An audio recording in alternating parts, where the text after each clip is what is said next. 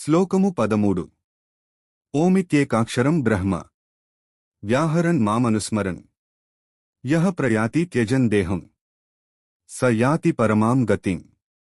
ఎవడైతే పరబ్రహ్మ స్వరూపమైన ఓం అనే ఏకాక్షరాన్ని ఉచ్చరిస్తూ నన్ను భగవంతుడిని మనస్సులో నిరంతరం స్మరిస్తూ ఈ దేహాన్ని త్యజిస్తాడో అటువంటి వ్యక్తి అత్యున్నతమైన పరమగతిని, మోక్షాన్ని పొందుతాడు.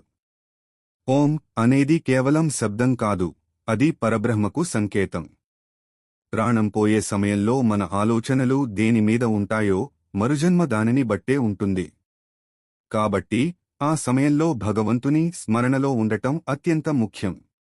మరణకాలంలో భగవంతుడు గుర్తుకు రావాలంటే జీవితాంతం భక్తితో కూడిన అభ్యాసం అవసరమని ఈ శ్లోకం మనకు గుర్తుచేస్తుంది. శ్లోకము 14 అనన్యచేతాః సతతం యో మాం స్మరతి నిత్యసః తస్యాహం సులభః పార్థ నిత్యయుక్తస్య యోగినః. ఓ అర్జున, ఇతర చింతనలు ఏవీ లేకుండా ఏకాగ్రతతో ఎల్లప్పుడూ నిరంతరం నన్నే స్మరించే యోగికి నేను చాలా సులభంగా లభిస్తాను.